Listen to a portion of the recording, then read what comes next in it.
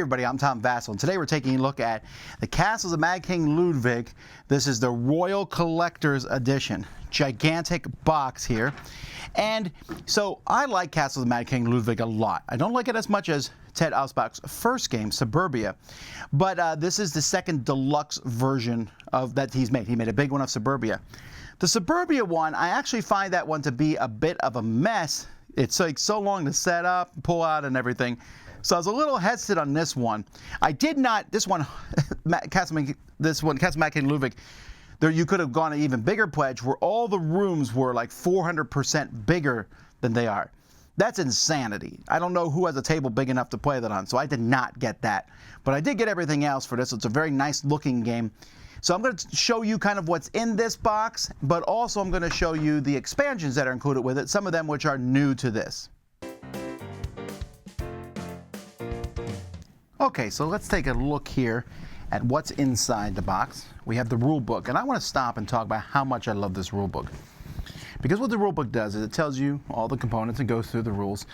But this is the Moats expansion, the Swans expansion, the Secret Passage expansion, the Royal Decree expansion, the Towers expansion. Each has a different background. So if I want to play the Royal Decree expansion, or if I'm not playing a certain expansion, like here, if I play the Royal Decree, this shows me how setup works for that. But if not, let's say you want to play the base game, you can skip anything that's in colors. And so like this whole section here, which explains how to play Moats, is in a background color. And I was very happy with this. Here's the Royal Decrees again.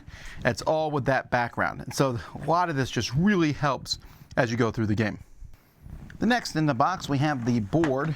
And so the board here is a dual layer style board, and I really like how this board gets set up. So I'm going to show you. So it's like a long board here, but this is going to be what everything is placed on. The next section in the box shows the towers.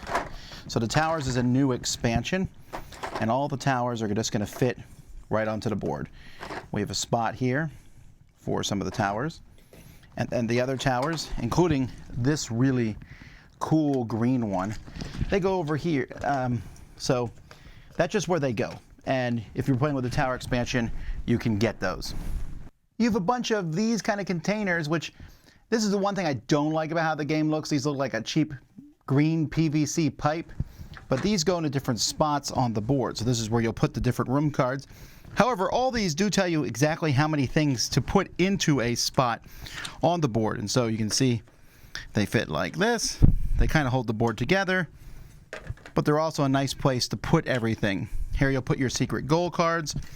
Here, the spot to put these public chips, which, by the way, these are fantastic. They feel like really good, thick weight poker chips. And if you're playing with the towers, you have another whole stack of these tokens that's going to go in here. All the different tiles will go in these spots. Now, the tiles themselves come in a nice box that holds them all.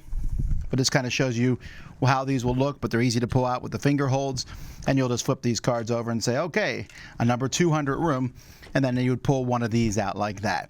So this really comes together well. And look at these swans. There is, you don't need this many color swans, but each of these swans, you pick the color you're going to use. They have a little metal piece in the bottom that holds them on the side of the board. And then the money. The money's fantastic. It's small money. Kind of like Dominion, I've seen this kind of money, but I like this. I don't need my coins always to be so big and giant. So component-wise, like I said, here's what the tiles look like holding here. I'm very happy with them.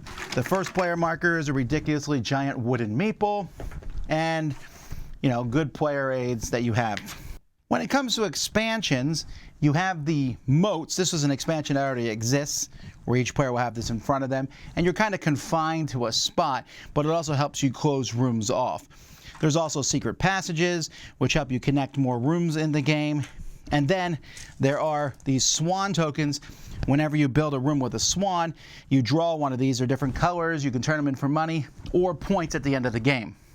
The tower expansion itself has different rooms, and when you buy one of these rooms, you're going to get that tower if you connect all the entrances to the room. Once you do, you're going to put the tower on top of that, which looks cool, but more importantly, you're going to get a secret objective that you'll put there, like sleeping rooms here, and only you will score for it at the end of the game.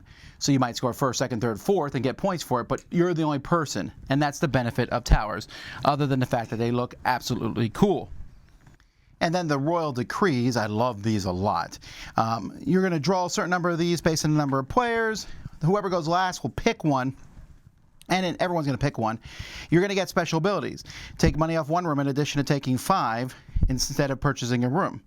So that's kind of cool. 12 if you have no corridors or staircases. Leave up to one space empty, moving that room to another space when setting your prices. Score one of these twice.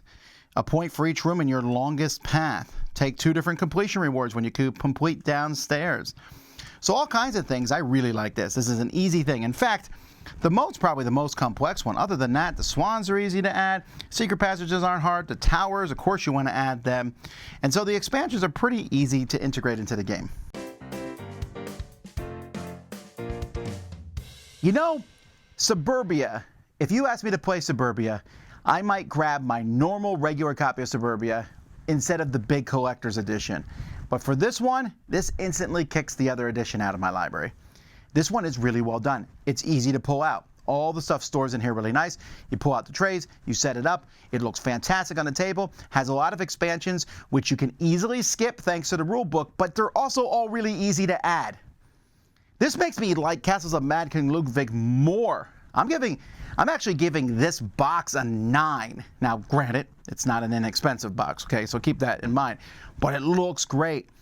I'm thinking about what I would do with that green PVC pipe. We thought about painting like decorations on the outside of it. So kind of, that's the one thing that slightly looks like an eyesore. But amongst that, that's it.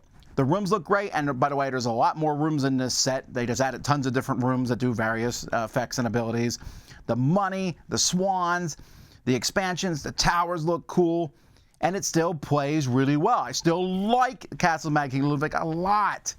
This is really coming around on me. This particular version has brought this. I'm excited to play this again. It's so much fun, and so I can really highly recommend this. I mean, again, you're kind of buying a luxury item, so keep that in mind. But it's a luxury item I think that's going to get played, and not only is it going to get played, but like everything in this box, you'll use. Unlike sometimes you get these boxes and you're using just a small portion, here I feel like you'll use most of it. Well packaged, well designed, wonderful all across the board. I'm Tom Vasel. We'll see you next time.